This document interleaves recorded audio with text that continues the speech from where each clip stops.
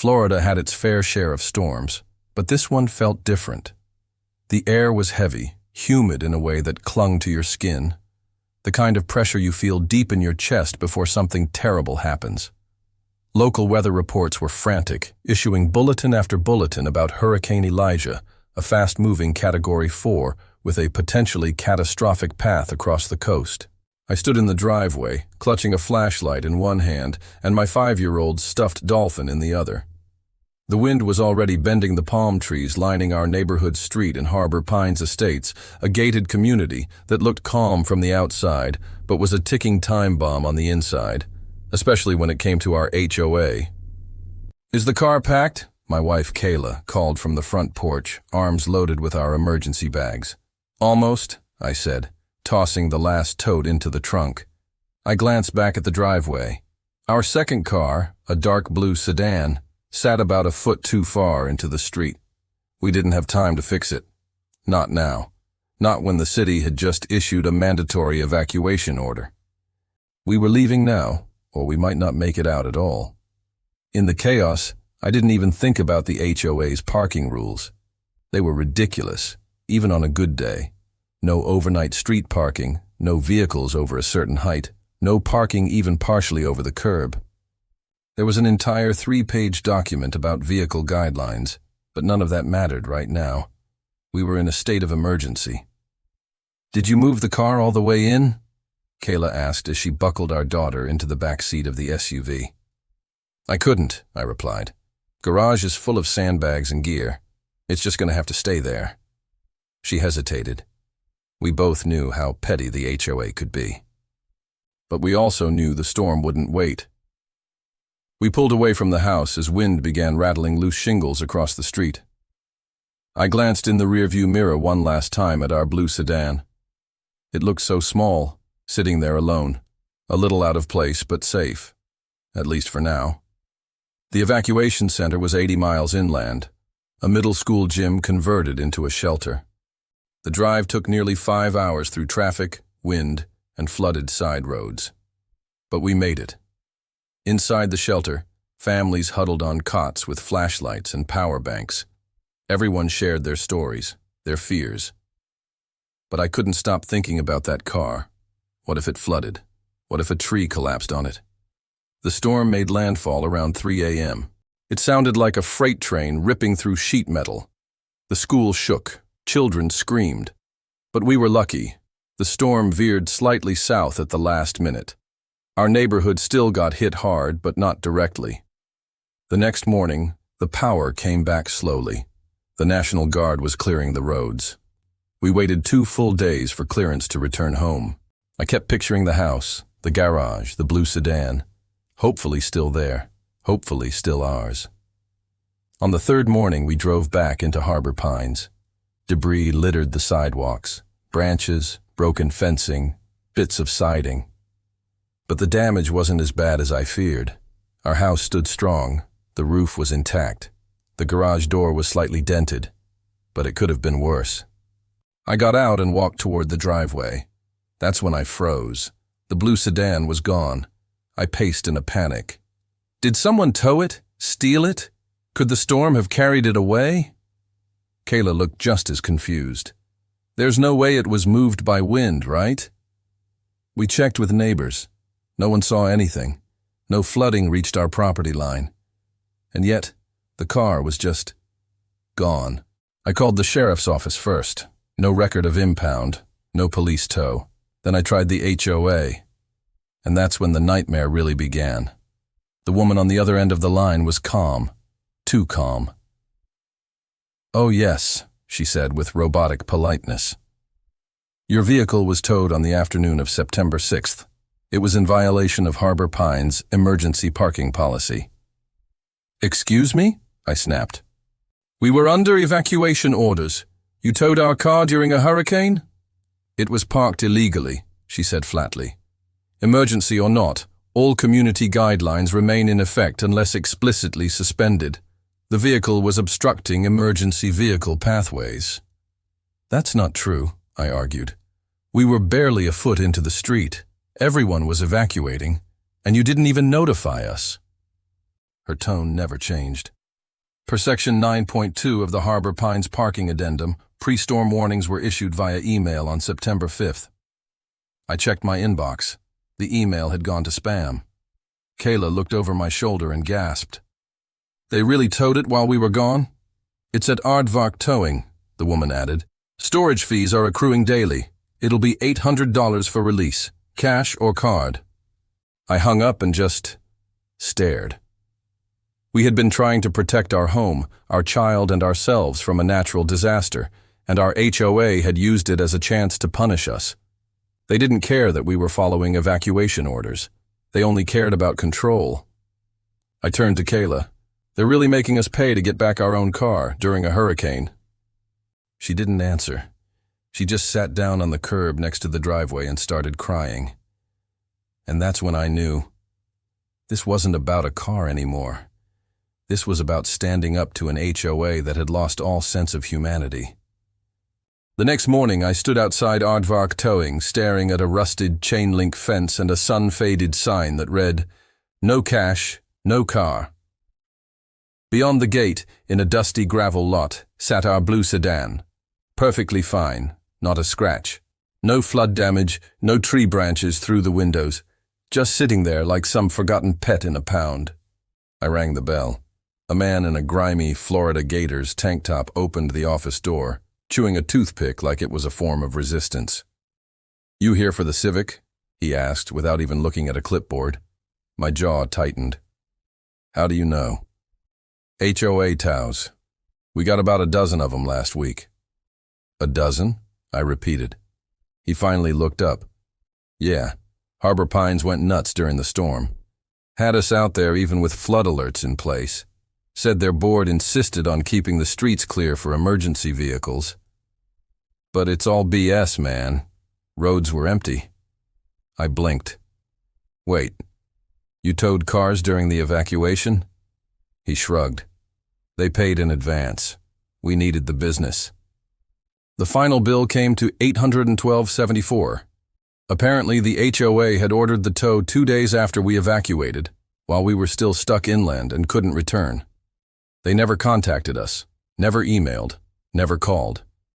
"I have a 5-year-old daughter," I told the guy behind the counter. "We left in a rush. I parked slightly out of line. You really think this is okay?" He didn't answer. I swiped my card. That night, back in our kitchen, I pulled out the HOA bylaws and sat down with a highlighter and a bottle of aspirin. Kayla had just put our daughter to bed and walked in, arms crossed. "You still think this is going to help?" she asked. "I think," I said, pointing at a section halfway down page 18, "that they violated their own rules." It was there in black and white. "In the event of declared natural disaster or state-mandated evacuation, all enforcement actions shall be suspended until emergency orders are lifted." They didn't just overstep, they broke their own bylaw. I crafted an email that night, attaching a PDF of the page and quoting the relevant section. I sent it to the entire HOA board. I CC'd our property management company. I included time-stamped weather alerts and the evacuation notice from the county. I hit send at 12:14 a.m. By 7:30 the next morning, I had one reply. It wasn't from the HOA president. It was from Margot, one of the board members I'd only spoken to once, at a Halloween block party 2 years ago. Her email read, "You're not the only family this happened to." I didn't approve those tows. I tried to speak up, but was outvoted. "If you're willing to talk, meet me at the community park at noon, off the record." At 12 hours sharp, I found Margot sitting under the shade of a pavilion in the community park. She wore a sun hat and sunglasses, and she looked nervous. "I only have a few minutes," she said. "Why did they tow the cars?" I asked. She sighed. The HOA president, Lauren, was trying to look tough after last spring's floods. We had some minor property damage then, and people complained. He wanted Harbor Pines to set an example. So he pushed this narrative that anyone disobeying rules, even during emergencies, would be penalized. I frowned. "That's not leadership, that's control." She nodded. "He threatened to fine me too when I left my trash bins out after surgery." The man has no empathy. Can he just overrule the bylaws? No, she said. But he told the board the evacuation hadn't been formally acknowledged by the HOA. So he claimed the bylaw suspension didn't apply. I stared at her. He did what? Margot handed me a copy of the HOA's internal meeting notes. I scanned the page. There it was. Evacuation notice not formally ratified. Enforcement authority remains intact. They literally decided to pretend the county-wide evacuation wasn't official, just so they could keep towing cars. I posted everything, screenshots, bylaws, towing receipts, Margot's redacted message, onto our neighborhood Facebook group. Within hours, comments flooded in. They towed my brother's truck, too, while he was in the hospital. We evacuated early and came back to a fine on our door. I thought I was the only one. It was a wave, and then someone tagged a local journalist. By 8:00 the next morning, Channel 9 News rolled into Harbor Pines with cameras and mics. A young reporter named Mia interviewed me in my driveway, right where my car used to be. It's not just about the car, I told her. It's about a system that chose power over compassion, that used a disaster as a weapon. The news aired that evening. HOA President Loren declined to comment, but Margot confirmed everything on record. The footage was damning. The next HOA board meeting, scheduled for the following Tuesday, was moved to the community clubhouse. Over 70 residents showed up, and they were angry. The community clubhouse had never seen so many people packed inside its beige walls. Usually reserved for yoga classes and boring monthly meetings, tonight it pulsed with heat, tension, and frustration. There were mums with babies, retirees in Hawaiian shirts, even teenagers filming with their phones. Nearly every household in Harbor Pines had sent someone. The energy was electric, charged with outrage. And right there at the front, under a flickering fluorescent light, sat Lauren Whitaker, the HOA president, flanked by 3 board members who suddenly looked a lot less smug than usual. Lauren, with his neatly combed silver hair and pressed polo shirt, leaned into the microphone. "Let's maintain order," he said, voice clipped. "We will begin by addressing concerns regarding recent towing incidents during the storm." A man in the front row stood up. "You mean how you illegally towed our cars while we were evacuating and then lied about it?" Applause and shouts erupted. Someone in the back yelled, "Give us our money back." Lauren tried to keep his composure, but his smile twitched. I stepped forward with a folder of printouts, bylaws, receipts, screenshots of the county's evacuation order, and an annotated copy of Section 9.2 of the HOA's own rulebook. "My name is Daniel Mitchell," I said. "You towed my car during a Category 4 hurricane. We were under a mandatory evacuation order. Not only did you violate your own bylaws, you endangered lives by forcing people to think about towing policies instead of safety." The room exploded with applause again. Even Margot, seated behind the board, gave me a nod. I handed the documents to the secretary. "And for the record," I added, "we now have a lawyer in the neighborhood willing to represent affected families. Pro bono." Lauren's face tightened. "Mr. Mitchell, I understand your frustration, but the board acted within the scope of our authority." "No," I cut him off. "You reinterpreted the emergency policy without a community vote. You ignored the declared evacuation. You created a technicality to exploit a tragedy." "And profited from it," someone shouted. An elderly woman stood up next. "My son was visiting to help me prepare for the storm," she said. "He parked in front of my house for one night. Just one night. When we came back, the car was gone. He's a disabled veteran, and you made him pay $900 just to get his own vehicle back." Silence fell. Even Loren looked shaken for a split second, but he quickly masked it with indifference. "I understand emotions are high," he said. "But the policy is the policy." "No," I said quietly. "That's your policy, not ours."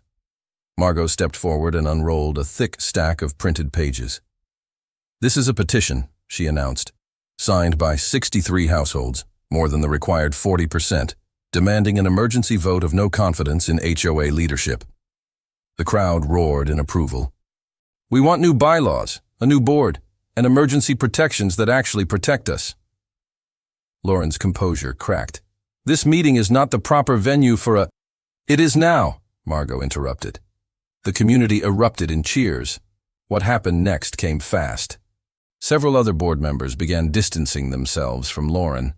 One even stood up and said, "I didn't know about the towing until after it was done. I was told it was approved under emergency measures." The crowd turned again, murmuring.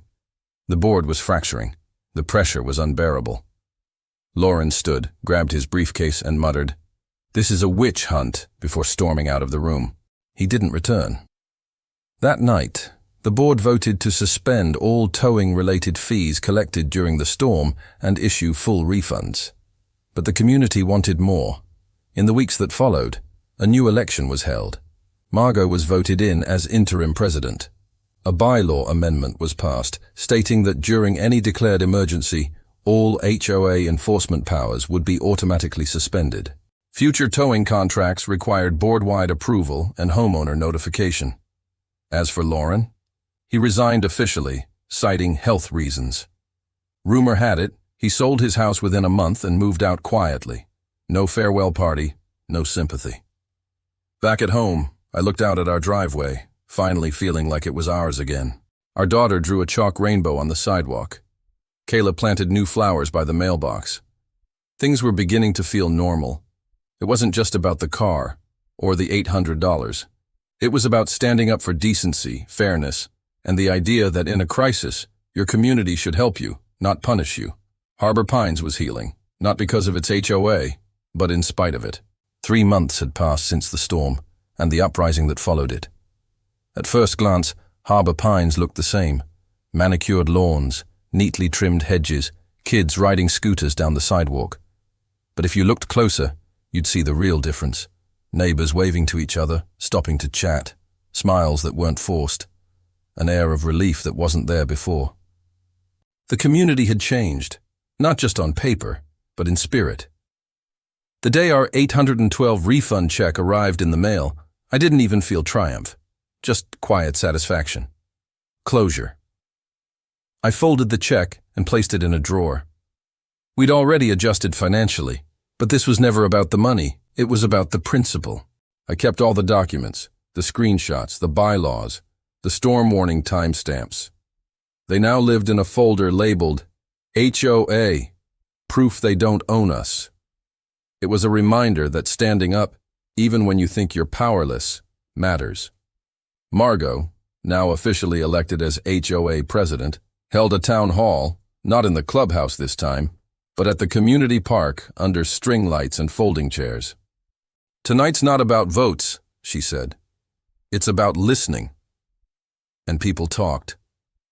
A woman shared how she'd felt trapped in her own home for years, too afraid to speak up after a board member fined her for a misplaced flower pot. A teenager admitted he'd stopped biking around the neighborhood because one HOA officer threatened to report him for loitering. The stories poured out, small indignities, quiet resentments. But they ended with something new, hope. Under Margot's leadership, Harbor Pines made real changes. All emergency towing and fines were officially banned during evacuation periods. A transparency clause was added, requiring board votes and finances to be publicly posted within 48 hours. A neighborhood oversight committee was formed, open to volunteers who wanted a say but didn't want to run for office. Most importantly, community members felt heard. One afternoon, weeks after the town hall, I received an unexpected email. It was from Lauren Whitaker. "Daniel, I've reflected on what happened. I still believe structure is necessary in any community, but I now understand I became obsessed with control. I apologize for how your family was treated. I hope you accept this as a first step, not an excuse. Lauren." I read the message twice. Did I believe him? I wasn't sure. But I forwarded the email to Margot anyway. Her response: "Let the record show. Miracles do happen." Our blue sedan, the one that had started it all, was now affectionately known as the Hurricane Civic in the neighborhood. It became an odd little symbol of resistance. One morning, I caught our next-door neighbor, Mr. Halverson, pointing it out to his grandson. "That car changed everything here, you know, because its owner refused to let bad rules win." I smiled from the porch. Not because I was proud, but because it reminded me that courage often starts with small things: a parked car, an email, a voice raised when silence would have been easier. By the end of summer, Harbor Pines was unrecognizable, not physically, but emotionally.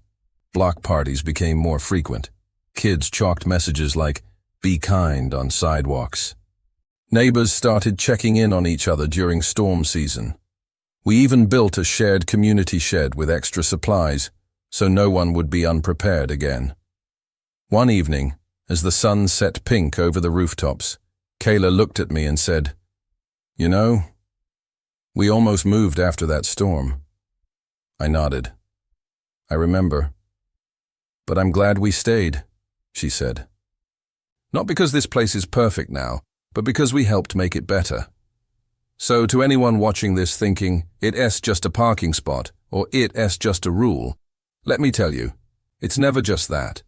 It's about whether the people in charge serve you, or silence you.